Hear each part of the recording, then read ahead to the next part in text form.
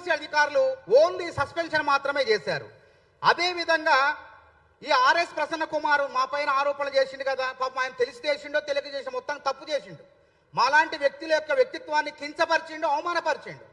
కాబట్టి మేమేం చేస్తున్నామంటే తప్పకుండా అతని పైన డిఫామేషన్, సివిల్ డిఫామేషన్ కేసు, అంటే సివిల్ డిఫామేషన్ కేసులో మాకు పరువుకు భంగం కలిగింది, దాదాపు ₹1 కోటి నష్టపరిహారం వేస్తున్నాం. తప్పకుండా వారం రోజుల్లో ఆయన స్పందించకుండా మాకు సమాధానం చెప్పకపోతే, లేకుంటే ఆధారాలు చూపించాలా, నాకు ఈయన అమౌంట్ ఎట్లా ఇచ్చిండు, ఏ విధంగా ఇచ్చిండు చెప్పాలా.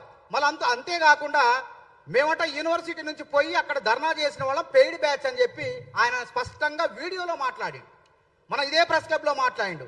కాబట్టి ఈ ఆధారాలన్నీ కనుక చూపెట్టకపోతే తప్పకుండా చట్ట ప్రకారం మేము చర్యలు తీసుకుంటాం. అయితే బాలాజీ నాయక్ ఏంటంటే ఆయన కోర్టుకు పోయిండు. మేము కోర్టుకు పోయేసరి ఆయన హైకోర్టును ఆశ్రయించేసరికి మేమేం చేసినాం, ఇక మాకు న్యాయపరంగా చర్యలు తీసుకోవడానికి ముందుకు పోవడానికి అవకాశం లేదు. అది కోర్టులో తేలిందాకా, జడ్జిమెంట్ ఏమొస్తుందని వేచి చూసిన దాకా తర్వాత చర్యలకు మేము పూనుకుందామని చెప్పి అనుకున్న తరుణంలో ఇటీవలే జస్టిస్ ఆయన జడ్జి గారు, మరి సింగిల్ జడ్జి గారు ఒక తీర్పు ఇవ్వటం జరిగింది. ఆ విజయసేనారెడ్డి గారు తీర్పు ఇచ్చారు. సరే, ఆ తీర్పు కోర్టు తీర్పును మేము గౌరవిస్తున్నాం. కానీ ఆ కోర్టు మా యొక్క వాదనలు వినలేదు. పూర్తిగా ఈ అన్యాయానికి గురైనటువంటి అభ్యర్థి వాదనలు వినలేదు. కాబట్టి మాకేంది వినలేదంటే అర్థమైంది, మరి కోర్టు ఏం చెప్పిందంటే బాలాజీ నాయక్ మీరు నోటీసులు ఇవ్వకుండా సస్పెన్షన్ చేశారు. అంటే ఏ వ్యక్తికైనా నోటీసులు ఇచ్చిన తర్వాత సస్పెన్షన్ చేయాలి చట్ట ప్రకారం, యూనివర్సిటీ నిబంధనలు కానీ ఏదైనా కానీ. నోటీసులు ఇవ్వకుండా మీరు సస్పెన్షన్ చేశారు కాబట్టి ఈ 4 సంవత్సరాలు ఆయన జీతభత్యాలు ఆగిపోయినాయి కాబట్టి వాటిని చెల్లించండి. తర్వాత అతని చట్ట ప్రకారం, యూనివర్సిటీ నిబంధనల ప్రకారం మీరు చర్యలు తీసుకోమని చెప్పింది. ఇప్పుడు చర్యలు తీసుకుంటారు, ఆ బకాయిలు తిరిగిస్తారు, చర్యలు తీసుకుంటారు. కానీ ఇదేదో కోర్టు మొత్తం కూడా బాలాజీ నాయక్ న్యాయం చేసింది, మేమేదో తప్పు చేసినామని చెప్పి ఆర్ఎస్ ప్రవీణ్ కుమారు మా యొక్క వ్యక్తిగత ప్రతిష్టకు భంగం కలిగించాడు. ఆర్ఎస్ ప్రసన్న కుమారు మా యొక్క వ్యక్తిగత ప్రతిష్టకు భంగం కలిగించాడు. కాబట్టి కోర్టుకు మళ్ళీ మేము వెళ్ళే అవకాశం ఉంది. సింగిల్ జడ్జి ఇచ్చిన తీర్పును మేము గౌరవించి ఉన్నత డివిజన్ బెంచ్కి వెళ్ళబోతున్నాం. తప్పకుండా బరాబర వెళ్తాం. అక్కడ ఏ తీర్పు వచ్చిందో తెలియకుండా రాకుండా ముందే మేము తప్పు చేసినోడే దొంగ అన్నట్టుంది ఆర్ఎస్ ప్రసన్న కుమార్ యొక్క వ్యవహారం చూస్తే.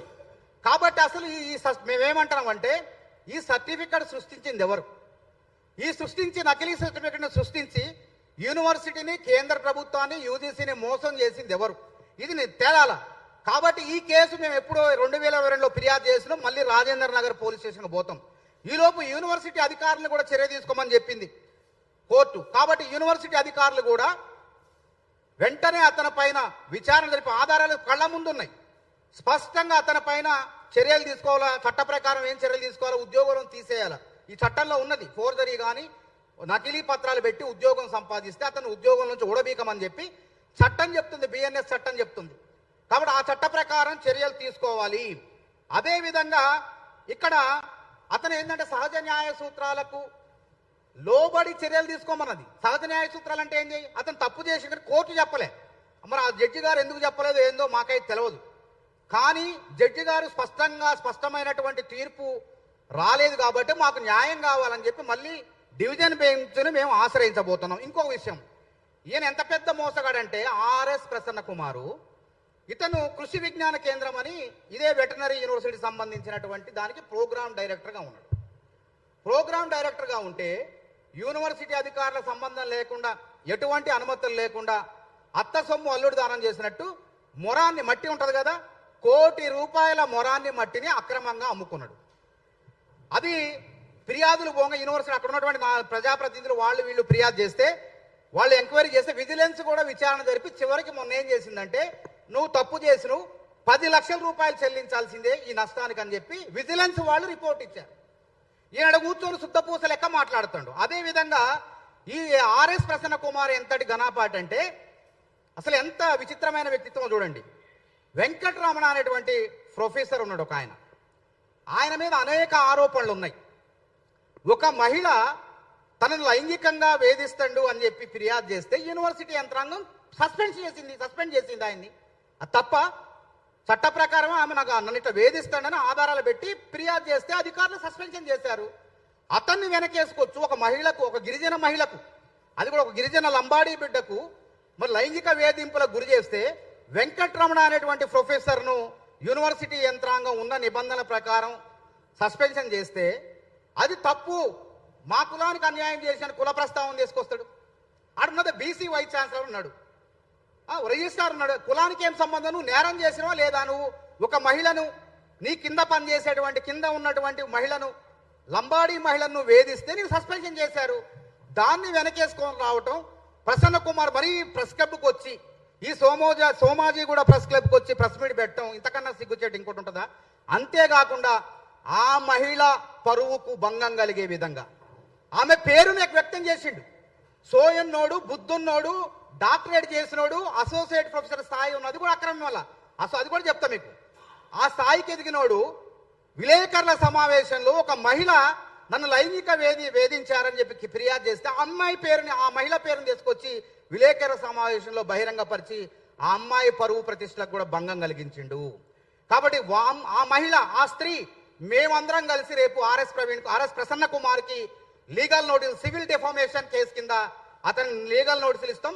తప్పకుండా బరాబర్గా ఆయన మూల్యం చెల్లించుకోవాల్సిందే. అదేవిధంగా ఈయన లీలలు ఏంటంటే, ఈ వెంకటరమణ ఇక్కడే కాదు, చాలా ఉన్నాయి లీలలేనే.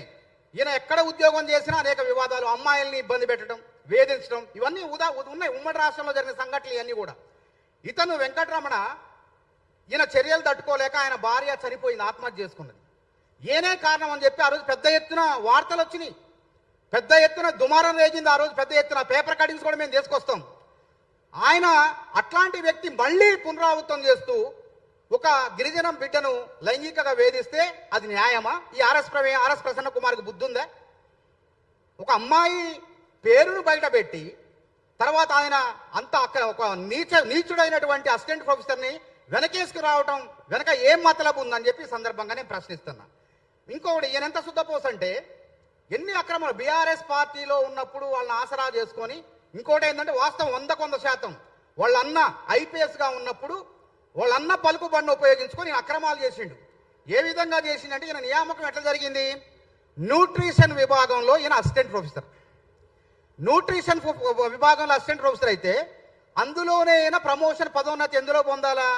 ఆ న్యూట్రిషన్ విభాగంలోనే అసోసియేట్ ప్రొఫెసర్గా పదోన్నతి ఉంటుంది. ఈయన ఏం చేసిండు? ఆ విభాగం కాకుండా లైవ్ స్టాక్ మేనేజ్మెంట్ అని చెప్పి జీవాభివృద్ధి సంస్థ ఉంటుంది కదా, ఆ యానిమల్ హస్బెండరీలో, అందులో అసోసియేట్ ప్రొఫెసర్గా ఇంటర్వ్యూకి పోతే వాళ్ళు ఏం చేశారంటే, నువ్వు చెల్లవు, నీది అర్హత లేదు అని రాసి సాక్షాత్ మీకు ఆ పేపర్లు కూడా ఇస్తాం తర్వాత రాతపూర్వకంగా నీకు ప్రొఫెసర్గా నియమించడం, అసోసియేట్ ప్రొఫెసర్గా నియమించడం కుదరదు అని చెప్పి తేట తెల్లంగా స్పష్టం చేసింది.